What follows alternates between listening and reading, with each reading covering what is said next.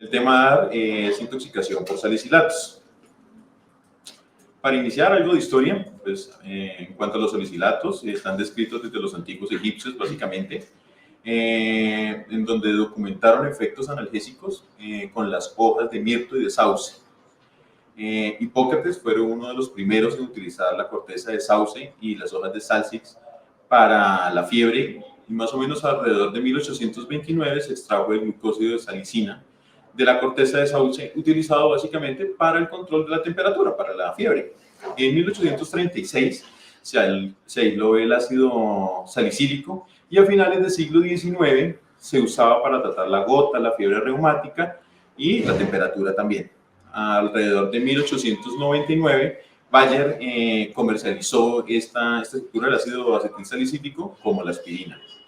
En cuanto a su epidemiología, básicamente la aspirina y el acetaminofén ocupan el primer lugar de medicamentos con mayor frecuencia en exposiciones a los humanos. Alrededor de casi 1950 y 1970, los salicilatos ocuparon la principal causa de intoxicación infantil de forma mortal involuntaria. Sin embargo, eso a pesar del tiempo cada vez ha ido disminuyendo, secundario a que a uno que ha salido mucho más analgésicos y antipiréticos, y aparte de eso que la forma de seguridad de la presentación de cada uno de estos medicamentos, digamos que en cuanto al envase, cada vez ha sido pues mucho más riguroso y mejor. Alrededor del 2008, en Estados Unidos, la Asociación de envenenamiento, digámoslo así, ellos hacen anualmente una valoración de la cantidad de pacientes que pueden estar intoxicados por varios tipos de psicofármacos. Dentro de ellos, el salicilato encontraron más o menos alrededor de 17.380, siendo la exposición involuntaria la más común respecto a la exposición intencional. Los efectos tóxicos y moderados se encontraron casi alrededor de 1.761 de los 17.380 casos. De ellos, 26 pacientes murieron. Esto lo traje básicamente es para identificar que realmente dentro de los salicilatos no solamente hay la presentación de aspirina, como casi todos lo podemos sospechar, sino que hay otro tipo de salicilatos que no solamente se presentan de vía oral, sino también se pueden presentar en ungüento y que de hecho de forma muy rutinaria mucha gente lo utiliza para el control del dolor, ¿sí? También pueden utilizarlo para el control de temperatura, para el control de ciertos síntomas y aparte de eso, pues como también protector cardiovascular, ¿sí? Entonces por eso vemos, digamos que como lo podemos ver en la tabla, la aspirina, el salicilato de bismuto, el salicilato colina, el salicilato de magnesio, el metilsalicilato, el salicilato sódico, trisalicilato sódico, y dentro de ellos, pues todas las presentaciones que se pueden presentar, o es que se pueden, perdón, dar de forma frecuente. Dentro de su toxicocinética, vamos a encontrar que los salicilatos se absorben de forma muy rápida a nivel del estómago, mucho menos a nivel del intestino delgado, y eso secundario al pH, que es mucho mayor. Las concentraciones séricas terapéuticas se alcanzan casi alrededor de los 30 minutos y las concentraciones máximas alrededor casi de 1 hora. La semivida plasmática se alcanza alrededor de los 15 minutos y tiene una vida media alrededor de 2 a 3 horas a dosis antiplaquetarias y a las 12 horas a dosis antiinflamatorias, siendo casi a las 20 horas las dosis tóxicas. El volumen de distribución es más o menos alrededor de 0.2 litros kilogramo en concentraciones bajas y 0.3 a 0.5 kilogramos en concentraciones altas. Hay una unión de proteínas, casi el 40-80%, casi siempre de la albúmina. Sufre una biotransformación a nivel del hígado y su eliminación principalmente es hepática y renal. Hepática cuando hay concentraciones terapéuticas y cuando esas concentraciones, digamos que hacen una saturación de esa eliminación hepática, pues ya nos vemos a una eliminación renal donde ya tenemos concentraciones mayores o concentraciones tóxicas, digamos. En cuanto a las dosis tóxicas, pues es importante documentar o identificar que las concentraciones tóxicas se presentan alrededor de casi 150 miligramos kilogramo de aspirina, que es equivalente a otros también salicilatos, ¿sí? Eso inicialmente puede generar sintomatología como ¿qué? Como irritación gastrointestinal, como vómito, ¿sí? A medida que vayamos subiendo esa dosis de salicilatos, alrededor, digamos, de 150, 300, ¿sí? miligramos, kilogramos, y su equivalente en otros salicilatos, digamos que esto es en acetil salicílico, vamos a presentar otro tipo de sintomatologías. Ya podemos presentar una sintomatología tóxica leve a moderada, con dolor abdominal, náusea, vómito, deshidratación, hipernea, acúfenos o alteraciones ácido-básicas. Cuando ya la dosis aumenta como tal de 300 miligramos por kilo de peso, ¿sí? La toxicidad ya es o se considera moderada, severa, y pues es muy probable que pueda causar hasta la muerte, siempre y cuando uno tenga un tratamiento oportuno y a tiempo. Esto básicamente es para mirar cómo funciona o cómo la fisiopatología de la intoxicación por salicilatos, donde vemos básicamente comparada en ambas gráficas, a un lado lo que es la dosis terapéutica y por el otro lado la dosis ya tóxica. Entonces, inicialmente, el ácido acetil salicílico, como podemos ver acá en la parte superior, va a sufrir una hidroxilación. Ese es uno de los primeros, digamos, cambios metabólicos que va a presentar este medicamento, ¿sí? Eso va a ser básicamente a nivel de la mucosa intestinal, a nivel del eritrocito, ¿sí? Y a nivel del hígado. Una vez ello, se va a generar lo que es el ácido salicílico y posterior a ello va a ser transportado, ¿sí? Por medio de las proteínas, que en este caso es la albúmina, casi en un 90%. Como podemos ver en el lado derecho, ¿sí? Esas proteínas que se unen a ese ácido salicílico, ¿sí? Van a posteriormente llegar al hígado para poder sufrir otro cambio metabólico. Y en ese cambio metabólico lo que va a hacer básicamente es, una conjugación, y esa conjugación va a ser por medio de la glicina, ¿sí? Y adicional a ello va a haber una glucurinación, ¿sí? Entonces, inicialmente, digamos que con una dosis normal, ¿sí? Como podemos darnos cuenta acá, ¿sí? La albúmina va a transportar ese ácido salicílico, ¿sí? Y va a ser metabolizado en ese hígado casi en un 90% para posteriormente ser, digámoslo así, eliminado. ¿Sí? Cada una de estas, ya sea la conjugación con la glicina o la glucuronidación, ¿sí? Perdón.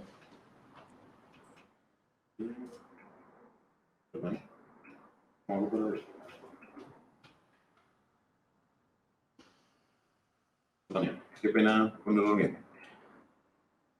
Una vez esa metabolización se realice, pues va a ser una eliminación inicialmente hepática. Sin embargo, ¿qué vemos básicamente en el lado, digámoslo así, contralateral, cuando ya tenemos una dosis tóxica? ¿Sí? Lo que vamos a ver es que esa unión a albúmina se va a saturar, ¿sí? Y al ser saturada, pues adicional a ello, pues va a generar que se empiece a acumular y a metabolizar y básicamente a acumular en ciertos tejidos, como es el pulmón, el cerebro, el músculo, como lo es el hígado, ¿sí? Y asimismo va a generar como tal la toxicidad. Inicialmente, ¿qué es lo que va a realizar? Lo que va a realizar es que una vez generado esa saturación con la albúmina, posteriormente va a irse a nivel del túbulo proximal, ¿sí? En donde básicamente va a hacer un intercambio con el ácido úrico, ¿sí?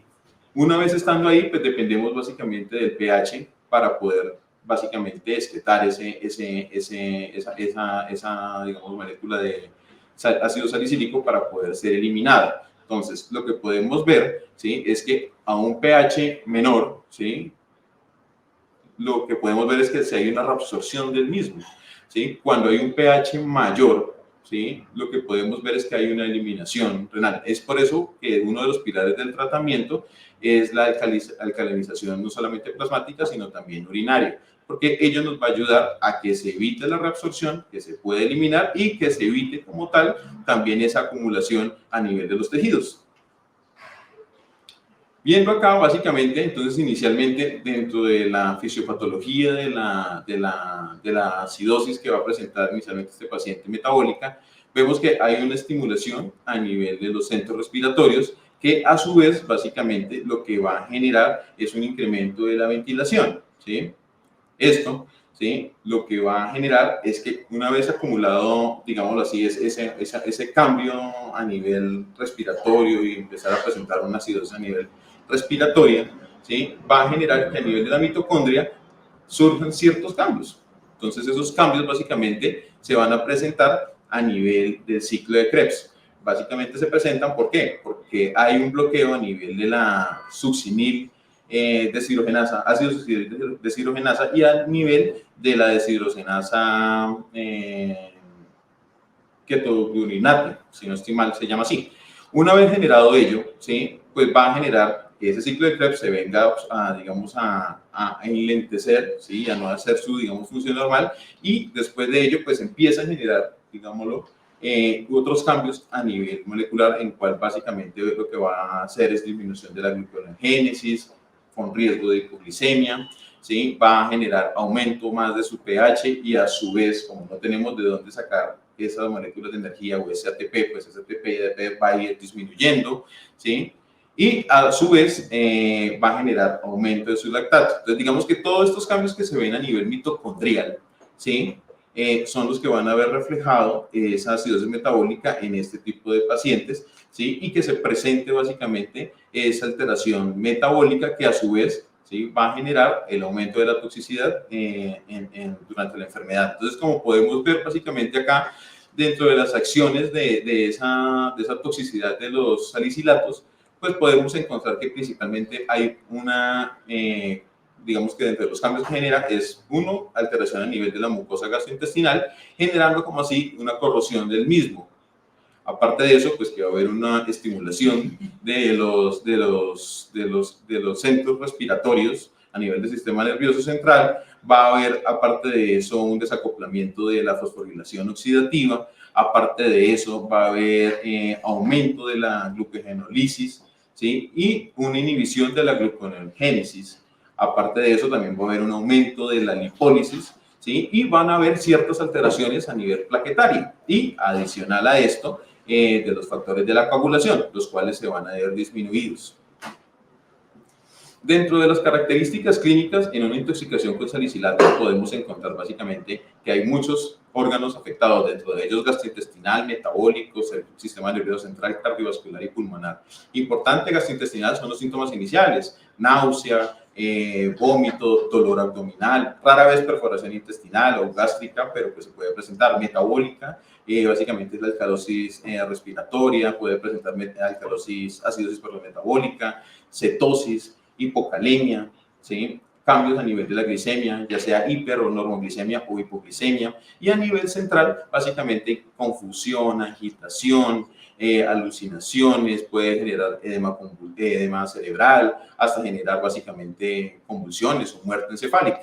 A nivel cardiovascular, lo que podemos encontrar es que hay taquicardia sinusal, puede encontrar arritmias ventriculares, hipotensión, bloqueos generando esta sistolia, y adicional a ello, choque. A nivel pulmonar, básicamente se presenta un síndrome de disfunción de distrés respiratorio, un SDRA. Hematológico, puede haber leucocitosis, una prolongación de los tiempos de protrombina, y aparte de eso, una alteración entre la agregación plaquetaria. Adicional a esto, puede haber hipertermia, puede haber diaforesis, rhabdomiolisis, y aparte de eso, puede haber tinnitus, falla renal, entre otros. Estos son los estadios básicamente de la acidosis o del estado de acidosis que se presenta en esta enfermedad, siendo pues lógicamente el más grave el tardío, donde se va a presentar una acidosis metabólica con una alcalosis respiratoria o acidosis respiratoria con acidemia y aciduria. Esto básicamente es para encontrar las diferencias que hay entre una intoxicación en un paciente agudo o crónico, digamos crónico en el sentido de intoxicación que venga consumiendo previamente salicilatos, donde vamos a encontrar básicamente de importancia que dentro de la intoxicación aguda, ¿sí? Es mucho más frecuente cuando es intencional respecto, por ejemplo, el crónico, que puede ser iatrogénico, esos viejitos que se les olvida y que se toman más medicamentos de lo normal, o que abusan algunas veces de los medicamentos para el control del dolor. Es mucho más frecuente, digámoslo así, presentar este tipo digamos, de enfermedades en los crónicos que sea, digamos, de determinación un poco tardía, o sea que no se logra identificar de forma rápida. Y eso básicamente es por qué. O sea, identificar de forma rápida es porque estos pacientes ya tienen alteraciones preexistentes. Alteraciones preexistentes, ¿qué quiere decir? Enfermedades que pueden enmascarar, ¿sí? Como tal, la sintomatología de la enfermedad. Entonces, por eso vemos acá ciertas, digamos, entidades como la la demencia, encefalitis viral, alteraciones cardiopulmonares, sepsis, cetoacidosis, que podrían enmascarar, digamos, en este tipo de pacientes crónicos, el diagnóstico inicial de una intoxicación por salicilatos. Dentro de las pruebas diagnósticas, básicamente son las concentraciones séricas del mismo, que lo ideal es hacerlo alrededor de cada 2-4 horas. Se considera que por encima de 20 gramos de la misma se puede considerar que hay una intoxicación ya por monóxido de carbono, y a medida que vaya subiendo el mismo valor, pues lógicamente van a ser mucho más graves la sintomatología o la severidad del mismo. Es importante la monitorización de los gases arteriales, del lactato, hemograma, electrolitos, sacar una unión GAP, la presencia de cuerpos cetónicos o no en orina y sangre, una función renal y una función hepática. Dentro del tratamiento, esto es importante, básicamente, este es el pilar del tratamiento de la enfermedad. Inicialmente vamos a hablar del carbón activado, y el carbón activado básicamente, en cuanto a sus utilizaciones, de 1 a 2 gramos por kilo de peso, hasta un máximo de 100 gramos en el paciente adulto. En el paciente niño lo que se utiliza es 1 gramo por kilogramo de peso en 50 gramos, digamos, de máximo. Múltiples beneficios, pues básicamente se utiliza más que todo en las 2 primeras horas, es donde se encuentra la mejor eficacia. Ahora, hay estudios que comentan o digamos que refieren la repetición de la dosis de carbón activado, pero básicamente esa repetición está recomendada más en pacientes, por ejemplo, que hacen un consumo de medicación cubierta entérica o de liberación prolongada, o que adicional a ello tienen formación de besoar, ese acúmulo de medicamentos cuando hay una, digamos así, ingesta muy alta del mismo medicamento. En cuanto a irrigación intestinal, pues hablan del polietilenglicol a una dosis más o menos de 20 a 40 mililitros kilogramo hora, ¿sí? Y se utiliza básicamente hasta que el efluente rectal sea transparente. Y eso quiere decir que usted lo puede utilizar múltiples veces, y eso no va a decir que quiere decir 4 o 5 horas, puede ser hasta un día, hasta que básicamente usted saque un efluente rectal transparente, limpio, sin nada. Se sugiere básicamente el uso del mismo cuando vemos que el carbón activado no sirve, o cuando vemos básicamente que hay formación de besoar. Entonces, como veníamos hablando harto, la alta ingesta hace un acúmulo de ese medicamento que puede generar que se elimine de forma más lenta y que pues la toxicidad sea mayor. Ahora, también en pacientes que hagan ingestas con medicamentos con recubrimiento entérico o liberación prolongada. Dentro de los líquidos endovenosos, en cuanto a recomendación, hay 2: lactato de Ringer, solución salina normal. Lo que más recomiendan es la solución, el lactato de Ringer, perdón, dado que la solución salina normal puede ser un efecto que puede aumentar la acidosis en este tipo de pacientes. Una recomendación es 10 a 20 miligramos kilogramo hora hasta tener un efluente de orina entre 1 a 1.5 miligramos kilogramo hora. Sin embargo, para nosotros intensivistas es muy importante determinar en este tipo de pacientes la respuesta a volumen y ir hasta un punto, porque el riesgo en ellos básicamente es la sobrecarga hídrica y el edema pulmonar. En cuanto a la alcalinización de la orina, básicamente lo que podemos encontrar es el bicarbonato de sodio, ¿sí? En la cual básicamente está la preparación. Entonces tenemos 150 miliequivalentes de bicarbonato de sodio más 850 y destrozan agua destilada, que es donde se la mezcla, y adicional a esto lo que hacemos es adicionarle una catrol, alrededor de casi 10 cc, ¿sí? Para una infusión de 1 a 2 cc por kilo hora. En estos pacientes el potasio pues es importante porque hay mucho riesgo de hipocalemia, y aparte de eso, por el mismo infusión de bicarbonato, pues más riesgo aún de generar hipocalemia en estos mismos pacientes. ¿Hasta cuándo se utiliza? Uno, pues hasta que veamos que el pH plasmático se normalice, hasta que la acidosis metabólica se normalice, hasta que el paciente la sintomatología también recupere y también se normalice. O hasta que ese nivel de salicilato sérico sea menor a 40, que es otra de las recomendaciones. Entonces, como podemos ver acá, entonces, el hecho de nosotros, como lo he explicado inicialmente en la fisiopatología, de nosotros alcalinizar no solamente ese pH a nivel plasmático y a nivel urinario, no solamente al alcalinizarlo nos va a ayudar a sacar ese depósito o ese acúmulo de salicilato que está en los tejidos, sino que también nos va a ayudar a eliminarlos, tal y cual como vamos viendo acá, que a medida en que entre más alcalino sea, pues mucho más eliminación va a tener. Entonces vemos esta gráfica donde vemos que entre un pH sea mayor, la rata de eliminación o el carance de esa salicilato urinario pues va a ser mucho mejor. En cuanto a la hemodiálisis, pues es uno de los pilares del tratamiento también, sin embargo no tenemos la disponibilidad, sobre todo en muchos otros lugares donde de pronto no hay disponibilidad de este tipo de terapia. Hay hospitales de primer o segundo nivel que realmente no lo tienen. Por ende, básicamente lo que se recomienda, ¿sí?, es si tiene la disponibilidad de realizarla y es un paciente que usted presume que realmente hay una intoxicación moderada severa, pues utilice. ¿Cuándo se indica? Básicamente, cuando los niveles de salicilato están por encima de 100 miligramos de cilitro o cuando hay por encima de 90 miligramos de cilitro, pero con pacientes con preexistencias, como una lesión renal que presenta el paciente. Cuando hay alteración del estado de su conciencia, o también se pueden utilizar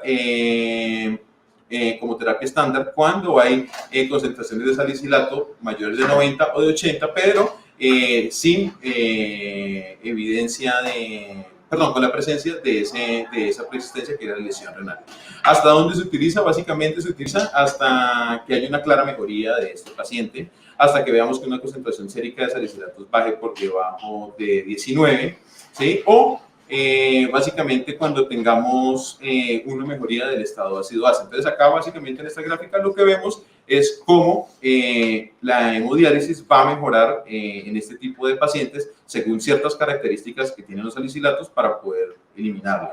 En cuanto a la intubación o la taquegrafía de estos pacientes, pues es básicamente un detalle pequeño, es tener cuidado cuando vamos a tener el uso de sedación, porque en ellos esa sedación lo que va a producir es que uno disminuye la frecuencia respiratoria y a su vez disminuya ese pH generándolo un poco más ácido, y esos cambios de pH lo que van a generar básicamente es empeoramiento de su acidosis y más, generación de síntomas, sobre todo a nivel cerebral, riesgo de edema cerebral. En cuanto a criterios de egreso de UCI, que ya es su última diapositiva, básicamente es hasta evidenciar el retiro de la toxicidad del mismo fármaco, ya sea cuando tenemos concentraciones mínimas de 20 miligramos de cilitros, ya sea cuando el paciente hay una mejoría clínica, mejoría respiratoria y mejoría de ese estado ácido-base. Como conclusiones, pues es importante identificar que esta enfermedad es una enfermedad que puede ser, de hecho, muy común, pero pues digamos que el diagnóstico inicial es el que nos va a dar una recuperación temprana en este tipo de pacientes. Si no lo sabemos identificar, pues lógicamente esa recuperación pues va a ser o nula o va a llevar a una mortalidad mucho mayor. Es importante saber la fisiopatología y básicamente el manejo del mismo para poder definir un tratamiento oportuno, y nunca olvidarnos que hay especialistas en toxicología que algunas veces no, son los especialistas en esto y tienen, digamos, la potestad para poder ser un apoyo para nosotros y dar un tratamiento más oportuno y mucho mejor.